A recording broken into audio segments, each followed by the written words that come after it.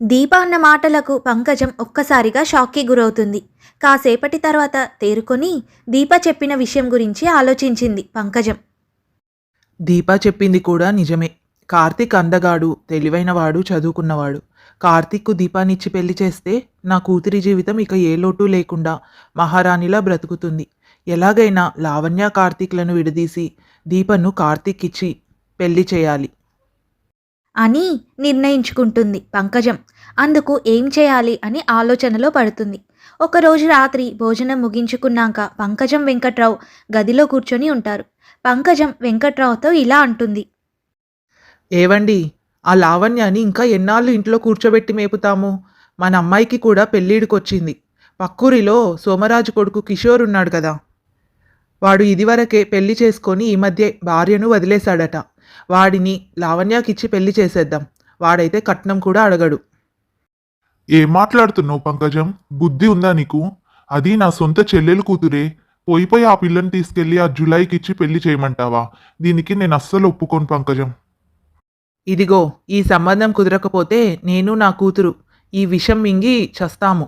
అప్పుడు నీ మేనకోడలితో హాయిగా ఉండు అని విషం సీసా పట్టుకొని వచ్చి బెదిరిస్తుంది పంకజం.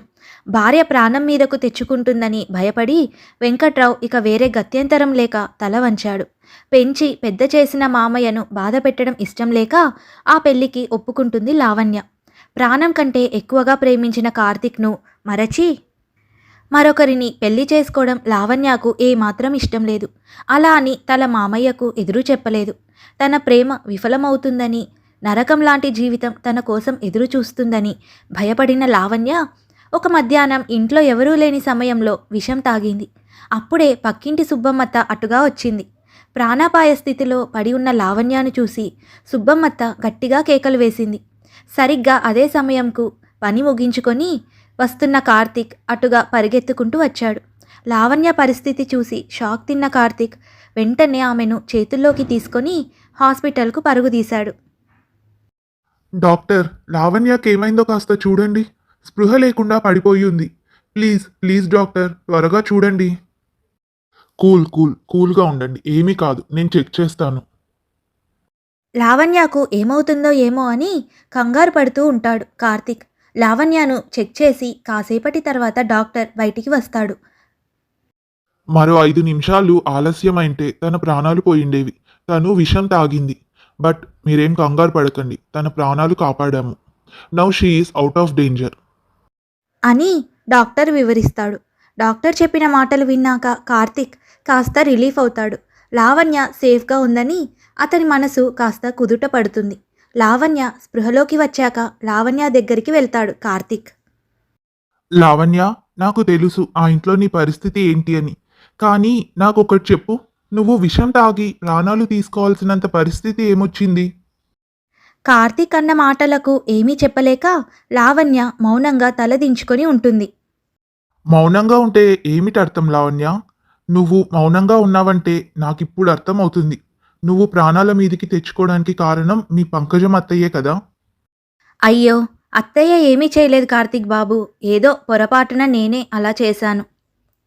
అలా లావణ్య అంటూ ఉండగా అంతలో గదిలోకి సుబ్బమ్మత్త వస్తుంది. లావణ్య కార్తీక్ల మాటలన్నీ అప్పటికే ఆమె చెవిన పడడంతో ఆవేశం కట్టలు తెంచుకున్నట్టుగా విరుచుకుపడుతుంది. పొరపాటు కాదే, అది నీ గ్రహపాటు. నీకు పట్టిన శనిగ్రహం ఆ పంకజం. ఆ పంకజం అనే శని నీకు పట్టే నీకు ఈ గతి పట్టింది. అదేదో పనికిమాలిన పని చేసే ఉంటుంది, అందులో ఏ అనుమానం లేదు నాకు. ఆ పంకజమే ఏదో మనసులో పెట్టుకొని నీకు ఈ గతి పట్టేలా చేసింది. అదేం కాదులే సుబ్బమ్మత్త. నువ్వు ఉట్టి పిచ్చిదానివే, ఇంత అమాయకురాలివేంటే తల్లి. నీకేం తెలీదు, నా అనుభవంలో ఇలాంటి వాళ్ళని ఇంతమందిని చూడలేదు నేను.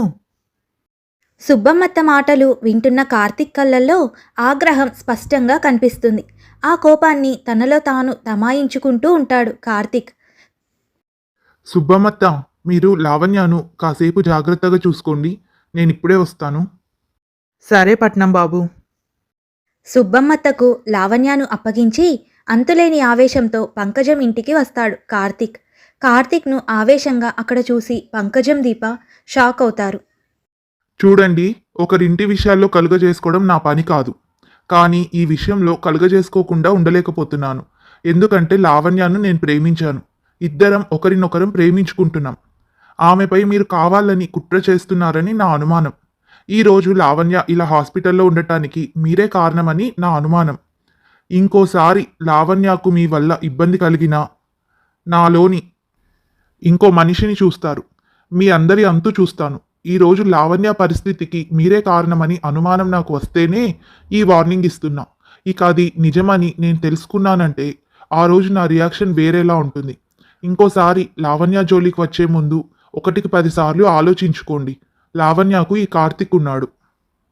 అలా ఆవేశంగా దీప పంకజంలకు గట్టి వార్నింగ్ ఇచ్చి అక్కడి నుంచి వెళ్ళిపోతాడు కార్తీక్. ఈ మాటలన్నీ అక్కడే గది గుమ్మం వద్ద ఉన్న వెంకట్రావు వింటాడు. కార్తీక్ వచ్చి వార్నింగ్ ఇస్తాడని ఊహించని పంకజం దీపాలకు అదే పెద్ద షాక్ అనుకుంటే, కార్తీక్ మాటలు విని కార్తీక్ లావణ్య ప్రేమ వ్యవహారం వెంకట్రావు తెలుసుకున్నాడని ఆందోళన పడతారు పంకజం దీపాలు. అయినప్పటికీ పంకజం కాస్త తేరుకొని వెంకట్రావు వద్దకు వచ్చి, అయ్యో అయ్యో, చూసారా నీ మేనకోడలు మనకు ఎంతటి అప్రతిష్ట తెచ్చిపెట్టిందో.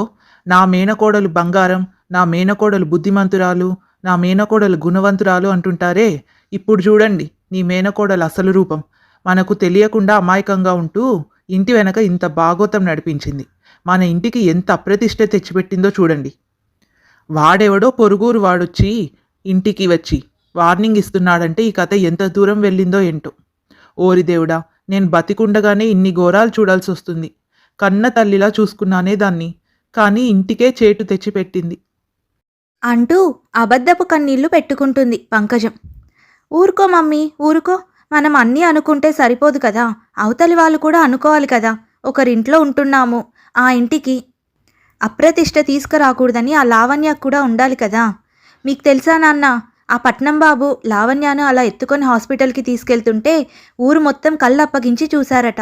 నలుగురు 4 రకాలుగా మాట్లాడుకుంటున్నారట. ఆ కార్తిక్ బాబేమో వచ్చి ఇంట్లో ఇంత రచ్చ చేసి వెళ్ళాడు. అసలు అతను ఇంత దూరం వచ్చి ఇలా మాట్లాడాడంటే ఆ లావణ్య ఎంత దూరం వెళ్ళిందో ఏంటో.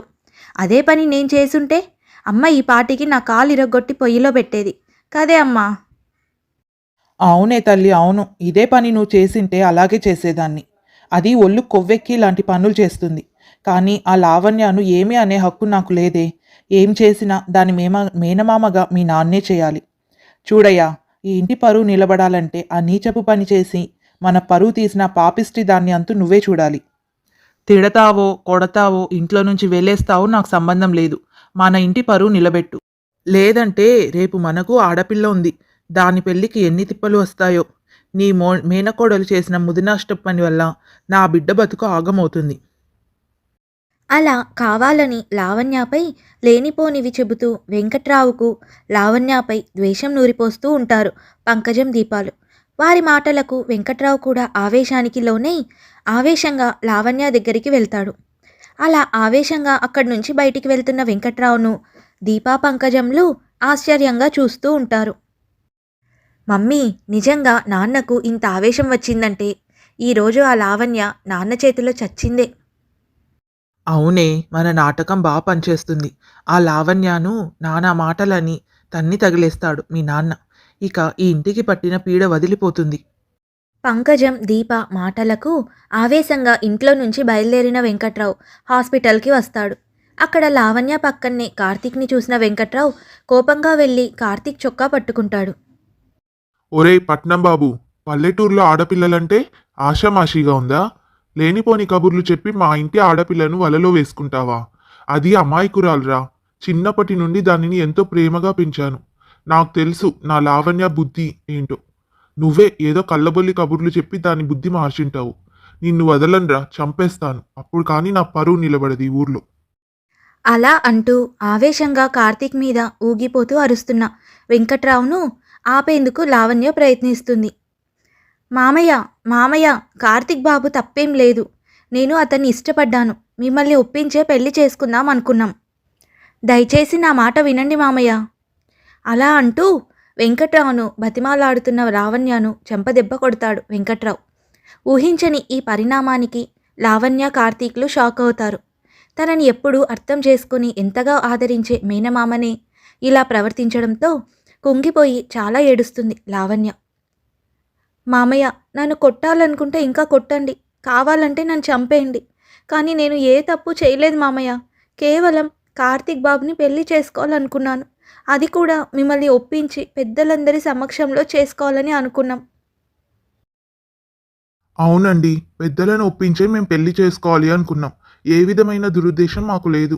కానీ పంకజం గారు, దీపాలు లావణ్యను ఇబ్బంది పెట్టడం, ఈ స్థితికి తనను తీసుకురావడం సహించలేక నేను కాస్త ఆవేశపడ్డాను. అలా ప్రవర్తించాను అంతే.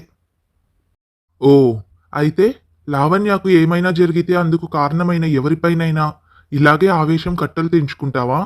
చెప్పు, ఎవరినైనా ఎదిరిస్తావా తన కోసం? ఖచ్చితంగా ఎదిరిస్తాను. లావణ్య నా ప్రాణం. ఆమె కోసం ఏమైనా చేస్తాను. కార్తీక్ మాటలు విన్న వెంకట్రావు మొహం ఆనందంతో 1000 వోల్టుల బల్బులాగా వెలుగుతూ ఉంటుంది. అతని కళ్ళల్లో నుంచి వచ్చే ఆనంద బాష్పాలను నవ్వుతూ తుడుచుకుంటాడు. శభాష్ బాబు, శభాష్.